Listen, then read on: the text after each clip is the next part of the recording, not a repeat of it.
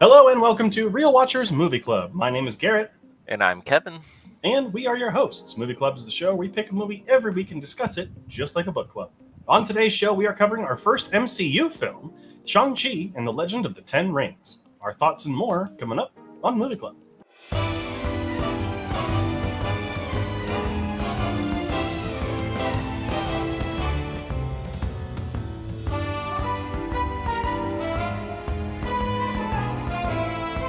Released in 2021, Shang-Chi and the Legend of the Ten Rings was directed by Destin Daniel Cretton and stars Simu Liu, Tony Leung, and Awkwafina. Shang-Chi must confront the past he thought he left behind when he is drawn into the web of the mysterious Ten Rings organization.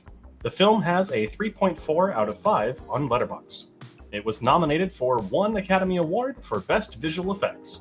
Before we dive into our thoughts on this film, though, we do want to issue a spoiler warning for this film. We're going to be talking about everything that happens in it. So we don't want to ruin it for you if by some reason you're an MCU fan and you haven't seen this movie. You probably should watch it first and then come back. But stay tuned to what's on the end of the show. I totally flubbed that one because we're going to talk about what movie we're covering next week because it's, again, tonal shift. Mm-hmm. All right, Kevin. So Shang-Chi was your pick this week, which we're just going to call it Shang-Chi from now on. I don't want to keep saying the whole name of the movie. But what made you pick it? I wanted to pick it because I feel like it's an underrated MCU movie that doesn't get talked about a lot. It also shows us an Asian Chinese culture and a mythos that we get, and it's very interesting. And the story of this actually builds up a lot more than maybe some of the other MCU favorites that a lot of people like. Interesting. Yeah, did you see this movie in theaters when it was released during the pandemic, or did you watch it afterward? Probably afterwards. I don't remember seeing it, so I wish I would have saw it in theaters. So yeah, I remember seeing this in theaters. It was one of the first movies I went back for, which was awesome.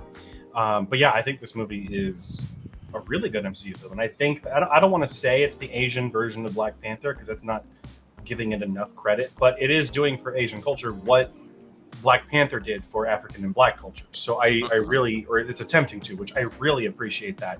And it doesn't nothing feels forced, nothing feels, it's just a good movie with a good cast. And so, I was glad to go ahead and talk about it on here. So let's go ahead and dive in a little bit more. So what, for you, what really makes this film, where do you want to start out? What is the thing that makes it work the best? The thing that makes it look like is it's a beautiful movie with lots of colors, and the history behind the Chinese mythos and everything like that is really interesting.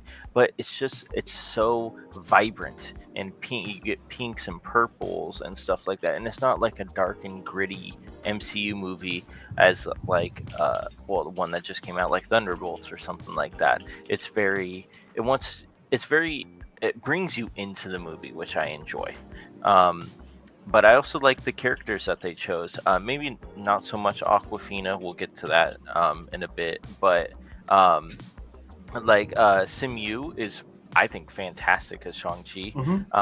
Michelle Yeoh as the wife. Or it's like an aunt. Or I don't know if it's an aunt. It's not his mom. No, it's not his mom. It's like an aunt or some elder in where he's from. She's great.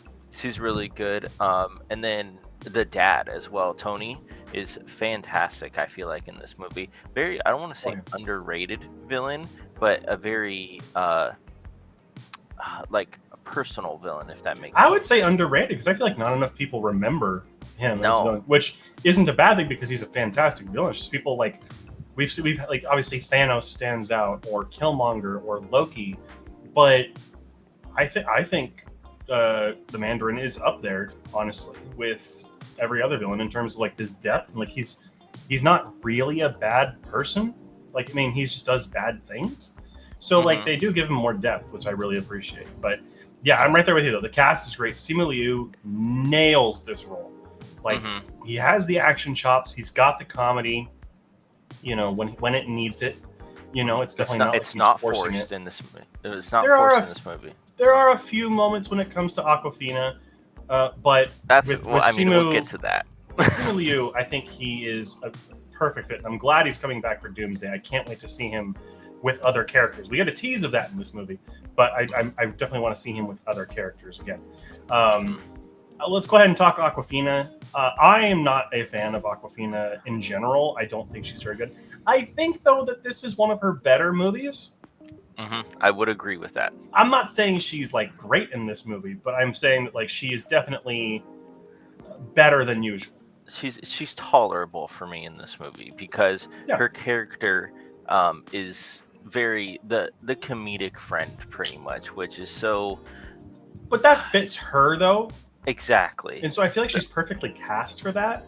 But I will say that it is nice because in the back half of the movie, when they're actually in Kunlun, I want to say his name. I don't remember exactly the name.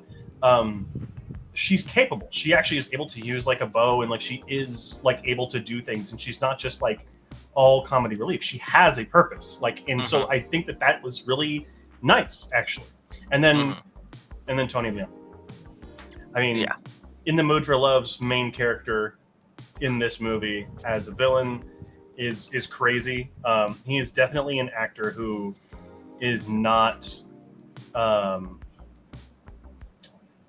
talked about. He's not talked about as much, but I think he's an actor that is definitely not used as much in the West. Like, I think he's such a good actor in everything that we've seen him in, and I want to see him in more stuff because he was great here, and I think that he would be good in other films. You know, like if Martin Scorsese ever decides to make a gangster movie like about like the Triad or the Yakuza or something, and not just like Irish or Italian, 100% get Tony Leung in there. You know, but and like the rest of the cast is good too. I mean, the supporting cast members, like Shang-Chi's sister, is pretty good in this movie. There's a couple of one-note characters that get a little bit more depth, which was kind of nice. Except for like the marshal, I forget his name, like the marshal master, the guy with the mask. That's just immediately killed by like the soul-sucking things or whatever. But yeah, cast all around is good, honestly. And the visuals, like you said, this is a very pretty movie, especially when they get to like I don't remember the exact name of it. It's like a Shangri-La type, you know. I want to say it's Kunlun, but I could be wrong. But like that environment is really gorgeous. It's a lot of visual effects, but it's well done visual effects to make it look beautiful and stand out. And the fights in this movie, they're not talked about as much as you should. Like the fight between Shang-Chi and his dad. So good. So good with the rings floating around him. And I don't know when I saw this, and I thought that would be like so stupid having the rings like surround them and it looked like a Sonic character pretty much. Yeah. But the way that it flows with them because of the type of martial arts that they're using is it works perfectly in this movie, I feel like. Yeah, it really does. And I think like the final fight, every fight just feels really well coordinated. Like the bus fight is great. Oh, I love that bus fight. Which is why I'm so excited for Destin, the director, to do Spider-Man Brand New Day. He's a perfect fit for that. And I think also what's nice, which we just heard today, which we'll talk about on the stream next week, is that Jackie Chan's company is overseeing all the action. And Jackie Chan was on set, which is so cool. And I'm so glad that they brought him in. But the other thing too is with that bus scene is the camera work with it too. It makes it feel like you have some choppy action movies that you're like, oh my gosh, why do they keep cutting in and out? But this one works in a way because it flows so evenly through cutting outside of the bus to inside of the bus, and really showing you like when he pulls out for a punch and then pulls back in for a punch. I really like that because it feels like you're kind of being like right behind him, pretty much like on his back, like piggybacking him and watching him. Yeah, 100%. I do want to kind of talk about a little bit of a downside though for the movie, and something on this most recent rewatch I wasn't too big a fan of. Was the big CGI dragon part of this movie. like it's important to show the power level of Shang-Chi, and that he's not like, because a lot of people were like, how is a martial artist going to fare against Kang when Kang was a villain, or like Doom, or like how is he going to fit in? But giving him the rings and the ability to push back like that evil entity is important to show. But I do think it undermines a little bit of the like the personal and emotional stakes of the story to Mm-hmm. try and force in a world-ending event. Like I don't think that's necessary. Mm-hmm. Like the first Black Panther movie is fantastic, and it does like it has a world potentially affecting Mm-hmm. reason why they're having a final fight, like the distributing weapons to people Yeah. outside to create havoc. That's not a world-ending event, but it is certainly a world-affecting one. Whereas this entity that sucks up everyone's souls is a world-ending catastrophe, and so I think Mm-hmm. that was a little too much. I think they could have toned that back a little bit, because the rest of Gotcha. this movie is near flawless. I really think it is one of the best solo Marvel movies, Mm-hmm. up there with Captain America 2 and Black Panther. It's really that good, but just that whole ending fight kind of undoes a bit. Granted, it's there because the Mandarin's, mistakes, Mm-hmm. but I don't know. It could have been toned down a little bit. I totally get what you said, but I would have liked maybe just a. I mean, we did get a one-on-one with the dad and Shang-Chi, but have it be for uh why he left or why he dropped him off, like being orphaned pretty much by his dad because he wasn't strong enough, and because the dad couldn't find the love of his life again after she passed, and you feel with that like emotions and stuff like that. I do like how the creatures look, though. The creatures look fantastic in this movie. The death suckers, I don't even know what they're called, but that's what I'm calling them. Yeah, um that's a good name. yeah, I but like Death Sucker.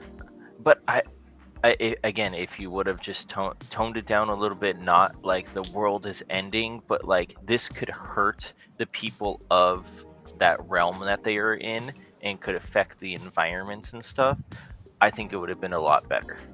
Yeah.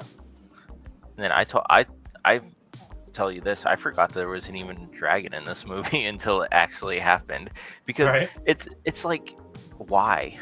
It doesn't make it makes sense, but it doesn't make sense when you're watching the movie, because you're like, oh, this is his power, this is cool, and then he has to stop a dragon to or tame it, and I'm like, okay, but you just saw how cool he was without that. Why does he need to be even cooler? If that makes sense. Yeah. No, I Hmm. totally get you. All right, Kevin. So this was your choice for this week. What were your final thoughts and score for Shang-Chi and Legend of the Ten Rings? Yeah. So Shang-Chi is one of the, I don't want to I'll say it, underrated MCU movies standalone wise, in the MCU franchise. I feel like it doesn't get enough credit, or it doesn't get enough watches along with everything. The main character is fantastic. The dad is fantastic. Aquafina can be a little bit of annoying, but that I don't I don't flow with Aquafina a lot, so that is just my personal take on that. But this movie is beautiful. The action scenes are fantastic. Just some different tweaks and turns I would have done into this movie, and I think it would have been perfect. I gave this movie a 92 out of 100, which eliminates 4.5 stars out of 5. All right. For me, I think this movie is a triumph because of the cast. The main star is incredible in this movie, Simu Liu. Also, Tony Leung as the villain is fantastic. Really, really love him in this film. It's also got some of the best visuals and fighting in any Marvel Cinematic Universe movie, so I really appreciate that. But I just think that the ending fight with the giant dragon and the kind of entities that affects the whole world really just kind of feels out of place, and it undoes a lot of the personal and emotional stakes. But beyond that, I still think this movie is one of the best solo films. And so with that, I personally give the film an 85 out of 100, which is a 4 stars out of 5 on Letterboxd. But question now falls to you. What do you think of Shang-Chi and the Legend of the Ten Rings? We'd love to hear what you have to say down in the comments section down below. Just remember to be respectful of one another, because it's not that hard, and common decency is hard to find these days. So just be nice to each other. And next week, though, we'll be looking at the indie comedy The Royal Tenenbaums, which I'm super excited to talk about. Make sure to watch it before next week so you're not spoiled. But that's it. Thank you so much for watching. And until next time, remember to keep those. Actually, I completely screwed that whole thing up, and I'm not editing that out. We have our weekly live stream on Wednesdays. It starts at 7 p.m. Pacific Standard Time, which we talk about movie news, reviews, and so much more. And then, of course, this goes live every single Friday at 4 a.m. Pacific Standard Time. So love having you here. Thank you so much for watching. And until next time, now, remember to keep those eyes on the screen.